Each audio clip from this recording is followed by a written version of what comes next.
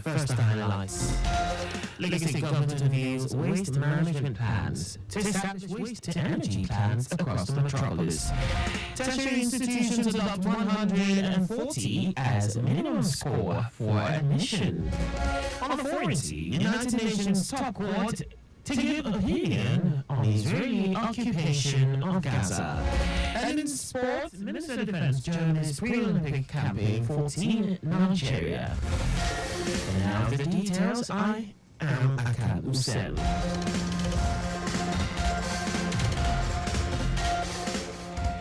Lagos State Commissioner for the Environment and Water Resources, Dr. Wahab, has unveiled plans to radically improve the waste management system in the state at a Waste-to-Energy Summit.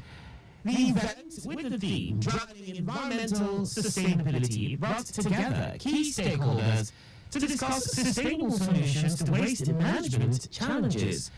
In his keynote address, Wahab, who was represented by the Managing Director of the Lagos Waste Management Authority, LOMA, Muyiwa Gbadegeshi, emphasized the need for proper dump-site management to mitigate environmental hazards. He outlined LOMA's strategic plans to transform waste management in the state by focusing more on recycling, introducing various initiatives such as development of compost and biogas plants to reduce the volume of waste going to landfills.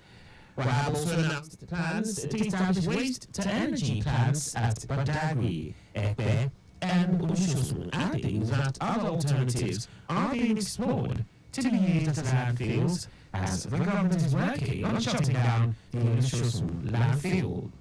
Convener of the summit, Dolapo Olaoluwa, a serving core member, said he envisioned a gathering of key stakeholders to discuss solutions to the challenges posed by the Ushosun dump site and other waste management issues as a way of contributing meaningfully to the community where he was serving. The Lagos State Government has again urged the general public to be vigilant against individuals posing as enforcement personnel of the Ministry of Transportation and local government areas. Permanent Secretary, Minister of Transportation, Olawale Musa, who made the call, stated that despite recent operations by the ministry, which has led to the apprehension and prosecution of several imposters who have been illegally operating in various parts of the state, the illegal operators have continued in their numbers all over the metropolis.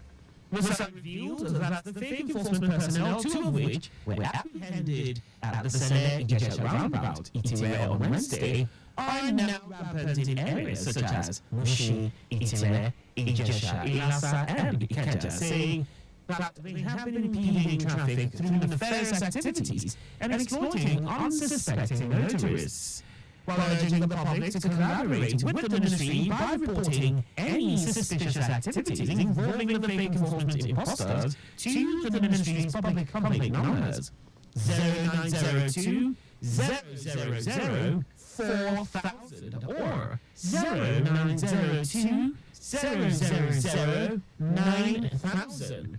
Musa affirmed that all genuine officers of the Ministry of Transportation are properly identified and operate within the legal framework. The Lagos State Government is set to host stakeholders at its budget consultative forum across 5 locations in the state. Commissioner for Economic Planning and Budget, Mushope Fulu George, while speaking on our morning program, Your Side Mirror, listed the locations to include Lagos Island, Ikeja, Ikorodu, Badagry, and Ekpe. George, who expressed the government's commitment to transparency and accountability and building public trust in the implementation process of the state's appropriation bill, said the forum will commence on Tuesday, July 23. He said the forum will start with the ministry giving stewardship of its activities on the budget of the ongoing year before engaging citizens on their requests and memoranda to be included in the budget of the coming year. The consultative forum is for us to go around all the 5 divisions, the legal divisions, for us to hear from our people, speak to them and understand what it is they want to be put into the coming budget for year 2025. It also gives us an opportunity to go back and give give an account of what has happened in our 2024 budget and from the previous consultative forum. So it's a reporting mechanism, feedback mechanism where we go back, give a report, and then we get information for the next budget going forward. He explained that after the forum, the ministry will consult with every other ministry, department and agency to align and review the requests of the questions to enable the state government arrive at the required figures.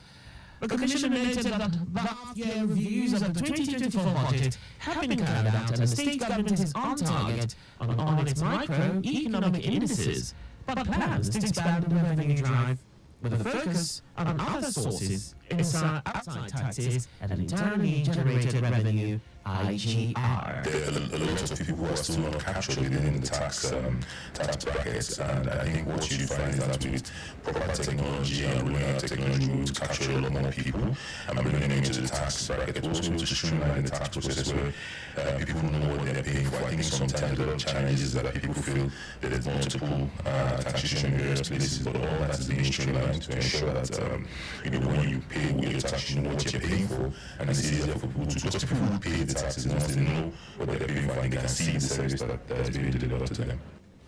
Stakeholders expected at the forum include religious leaders, traditional rulers, youth groups, civil societies, market leaders, and local government representatives, among others.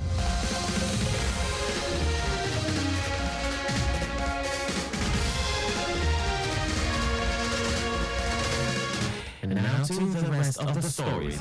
Heads of higher institutions of learning have pegged the minimum benchmark for admission into tertiary institutions at 140 for universities and 100 for polytechnics and colleges of education.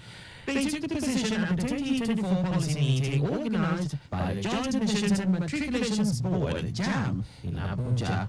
JAM Registrar Ishak Oluwede explained that there is nothing like a cut-off mark, but only the minimum tolerable score out of the total mark of 400 in the Unified Tertiary Matriculation Examination. Oluwede said while institutions have the liberty to admit students based on the minimum scores they submit to JAM, no institution is allowed to admit any candidate with a score below 140. JAM also announced that candidates from outside Nigeria who applied through UTME/DE modes are exempted from the post-UTME screening test, but can be screened after admission. It said candidates with disabilities are also exempt from the post-UTME screening test, urging all institutions to clearly disclose this exemption in their advertisement for the post-UTME screening test and strictly enforce this policy.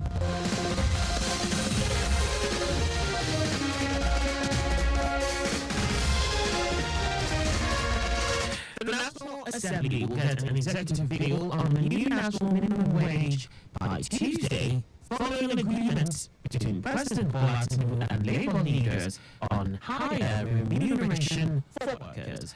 The President and Nigeria Labour Congress and the Trade Union Congress of Nigeria, led by their presidents Joe Ajaero and Festus Osifo, had on Thursday agreed on 70,000 naira as the new minimum wage during a meeting at the presidential villa, Abuja.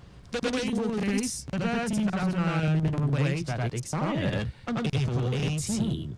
To give legal teeth to the agreement ahead of its implementation, Special Advisor to President Bola Tinubu on Information and Strategy, Bayo Onoga, confirmed that the lawmakers will get the executive bill on the new minimum wage by Tuesday. And now to foreign news, the United States Top Court is set to issue a landmark opinion on the legal consequences of Israel's occupation of the Palestinian territories.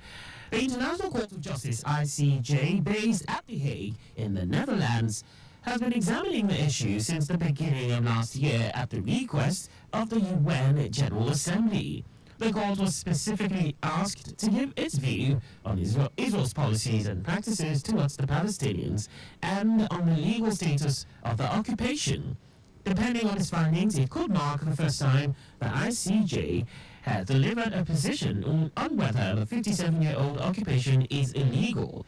In this case, the court will issue an advisory opinion which is not legally binding but will still carry significant political weight. It will interest you to know that Israel occupied the West Bank, East Jerusalem, and the Gaza Strip in the 1967 Middle East War. It withdrew its troops and settlers from Gaza in 2005, retaining control over its airspace, shared border, and shoreline. But despite the pullout, the UN still considers Gaza as part of the occupied territories. And away from all that now, sports. Minister of Sports Development John Ennell has defended the choice of Germany as the pre-Paris 2024 Olympic camp for Team Nigeria. Ennell said the city of Saarbrücken has climatic similarities with what is expected in Paris, coupled with its proximity to the French capital. He noted that the foreign leg of campaign is to help fine-tune technical preparations as well as mental and physical preparations of the athletes for the rigors of the games. And expressed strong belief in Nigeria's contingent and the ability of the athletes to deliver podium performances against the rest of the world. The Olympic Games will take place from July 26 to August 11.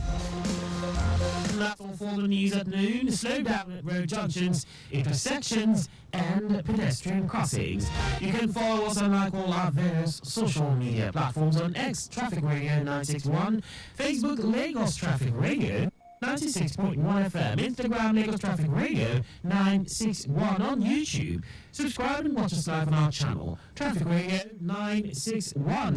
You can also visit our website on www.trafficradio961.ng.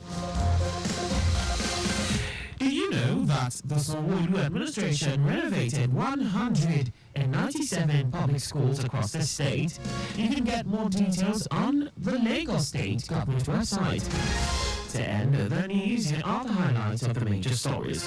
Lagos State Commissioner for the Environment and Water Resources, Tokunbo Wahab, has revealed plans to radically improve the waste management system in the state at a Waste-to-Energy Summit. Heads of higher institutions of learning have pegged the minimum benchmark for admission into tertiary institutions at 140 for universities and 100 for polytechnics and colleges of education. We also told you that the United Nations Top Court is set to issue a landmark opinion on the legal consequences of Israel's occupation of the Palestinian territories. And in sports, the Minister of Sports Development John Ennell has defended the choice of Germany as the pre-Paris 2024 Olympic camp for Team Nigeria. For contact with the newsroom, please send a message to info@trafficradio961.ng. And that ends the news broadcast compiled by Adewale Oloporoku. I am Akan Usen. Thanks for listening and please stay safe.